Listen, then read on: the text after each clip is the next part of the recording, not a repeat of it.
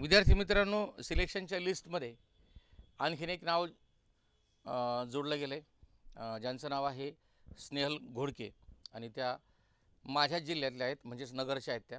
आणि सारावळ कासार त्यांचं गाव आहे. तर त्यांचं MSc BEd होतं.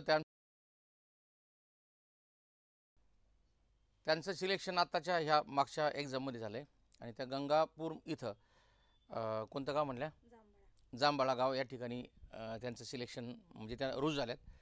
बरं, त्यांनी जवळजवळ 10 ते 15 वेळेस मला फोन केले होते, सर मला तुम्हाला भेटायला यायचं पण त्यांची सर्व्हिस, आमचं क्लासचं शेड्यूल आणि त्यांना इथला पत्ता माहीत नसल्यामुळं बऱ्याचदा ती हुकाचूक व्हायची. परंतु आज हा योग आला आहे आणि त्या इथं आपल्यासमोर उपस्थित झाल्यात. तर मी त्यांचं सगळ्यात पहिले द विनर्स करिअर अकॅडमीच्या वतीने हार्दिक अभिनंदन करतो. आणि मी आपल्या सगळ्यांतर्फे त्यांना हा एक पेढा खाऊ घालून त्यांचं स्वागत करतो.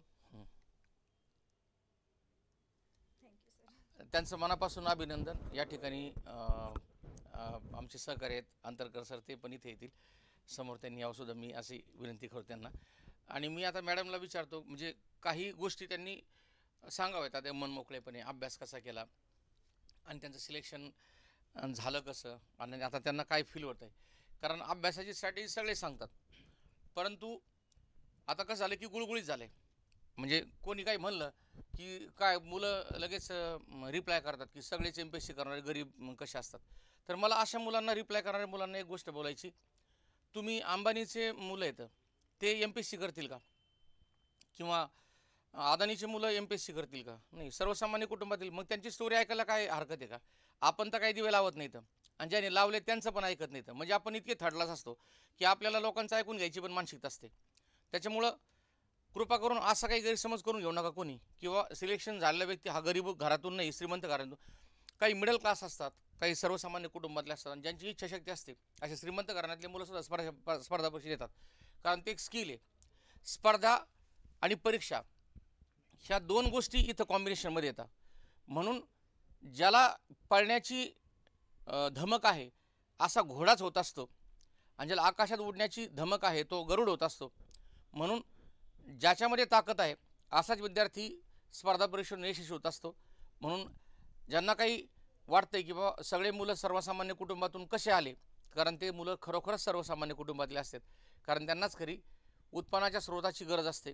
आणि राजमार्गाने हा एक पैसा किंवा हा एक त्यांचं मेहनतीचा घामाचा पैसा मिळवण्याचा हा एक त्यांच्यासमोर एक काय म्हणतो ना आपण की एक मार्ग उपलब्ध करून दिला असतो शासनाने आणि त्यातून ते स्वतःला सिद्ध करत असतात. तर ह्या गोष्टी ज्या आहेत ह्या गोष्टी प्रत्येकाच्या वाट्याला येत नाहीत. हजारो विद्यार्थ्यातून 4-5 सिलेक्ट होतात.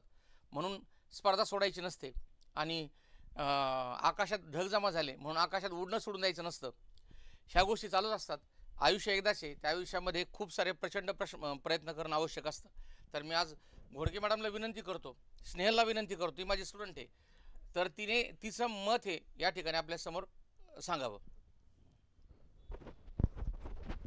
नमस्कार सर्वांना. एकच सांगेल की कष्टाला कमी पडायचं नाही. आणि माझ्या अभ्यासाबद्दल विचारताल तर आपल्या या क्लासच्या सगळ्या सरांनी जे जे सांगितलं, ज्या ज्या वेळेस जसं जसं सांगितलं त्याप्रमाणे मी फक्त करत गेले आणि फक्त कष्ट करत गेले. एवढं सरांनी सांगितलं की तुम्ही असा वेळेचं जसं नियोजन करायचं आहे. सरांचा एक व्हिडिओ पण होता सर तुमचा, जवळजवळ तो व्हिडिओ मी 10 ते 15 वेळेस ऐकला होता. दरवेळेस माझ्याकडनं काही ना काही थोडंसं राहून जायचं. भले घरातली कामं असतील, मुलगी आहे माझी लहान, तिच्याकडे लक्ष देणं असेल, सगळ्या गोष्टी होत्या. आणि तुम्ही जसं सगळे सर सांगत गेले, अगदी अंतरकर सरांनी सुद्धा बऱ्याच गोष्टी सांगितल्यात की तुम्ही अभ्यास कशा प्रकारे केले पाहिजे, कुठल्या विषयावर जास्त भर दिला पाहिजे. हे सगळं फक्त मी करत गेले आणि यश माझ्या हातात आहे. थँक्यू सगळ्यांना. आणि मी पुन्हा एकदा त्यांचं अभिनंदन करतो. त्यांचे मिस्टर पण या ठिकाणी आले तर त्यांनासुद्धा मी याच्यासमोर बोलवतो. दोघं पण, मिस्टर अँड मिसेस दोघं पण आले तर या इकडे, या समोर या थोडंसं. तर तुमचंसुद्धा मी अगदी हार्दिक अभिनंदन करतो.